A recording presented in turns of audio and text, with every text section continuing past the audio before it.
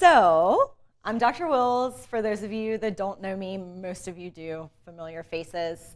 So again, like all of my talks, this is going to be really informal. So feel free to ask questions, jump in. There'll be time for questions at the end, but feel free to jump in if you have a question or things like that. There may or may not be some corny jokes. I think it's funny. Dr. Camphor did not think they were funny last night, but anyway. So today we're going to talk about urinary tract diseases of the rabbit and guinea pig. We lumped them together so that we could incorporate more guinea pig owners as well as just our rabbit people. And urinary tract diseases in rabbits and guinea pigs are incredibly similar. They occur for mostly the same reasons and they get mostly the same diseases. So this is just, you'll see this little rabbit pop up again because he's got a cute little grumpy face that I like.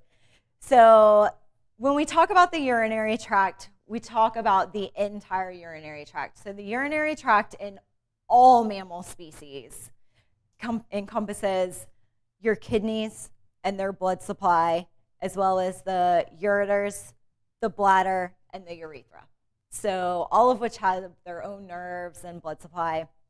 The adrenal glands are part of a separate system. They're part of the neuroendocrine system, but in lots of mammal species, they actually lie on top or directly above the kidneys, so they're often included in pictures with the urinary system. So again, the urinary tract, we think of it in two different sections when we talk about the urinary tract. So you may have heard this from your own doctor or whatever when you hear about upper urinary infections or lower urinary tract infections. So the upper urinary tract includes the kidneys, the ureters, and the blood supply that affects those. And then the lower urinary tract includes the bladder, the urethra, and the urethral opening. Sometimes they lump it all together as the urogenital system, and then that would include all the genitalia and things like that because the urinary tract opens into those organs. All right, so signs of urinary tract disease. So we'll touch on this again when we get to more specific diseases. But the signs of most urinary tract diseases are going to be the same. So increased urination, increased thirst, incontinence, inappropriate urination, urine scalding, blood in the urine, not urinating at all, or straining. And you may or may not see some of these signs, all of these signs, none of these signs sometimes. So what do we do diagnostic-wise? And again, we'll kind of come back to this. This is just an overview of everything. But some of the common ways that we detect urinary tract disease, so obviously with x-rays, when there's stones or things like that, blood work, urinalysis is going to let us analyze the urine, culture and sensitivity if there is an infection or potential for infection. Ultrasound, abdominal ultrasound gives us a good view of the kidneys, the ureters, the urethra, the bladder wall thickness, things like that.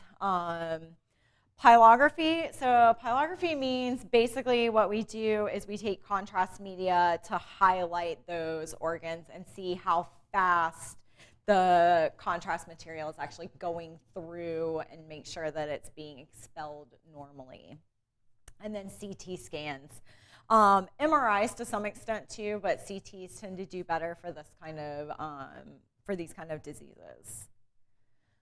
So some conditions of the upper urinary tract. So again, we break it down into diseases of the kidney and then diseases of the ureter.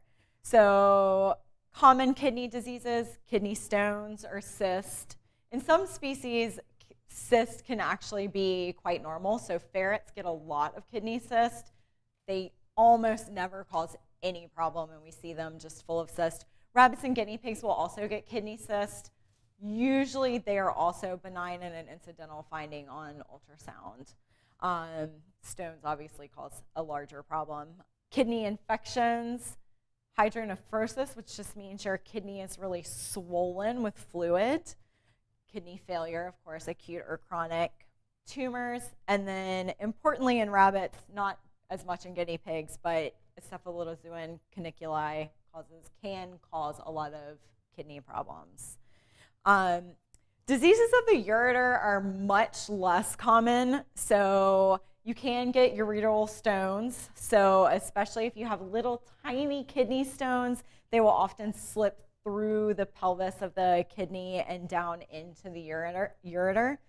That will often become a problem because the ureter is a very thin, long tube, and they can get stuck quite easily there and actually cause an obstruction, so which can lead to hydroureter, which basically just means your ureter is getting filled up with fluid and is expanding.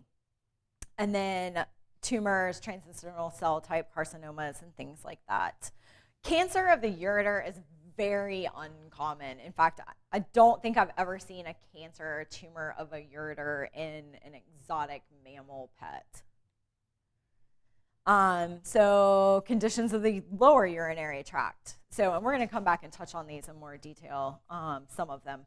So bladder, so obviously guinea pigs and rabbits love to make bladder stones and sludge. That's just what they do. Urinary tract infections, very common.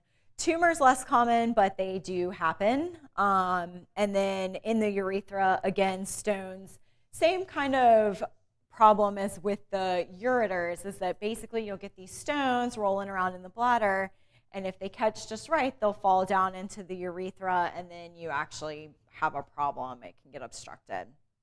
So tears of the urethra, that does happen sometimes, and then masses.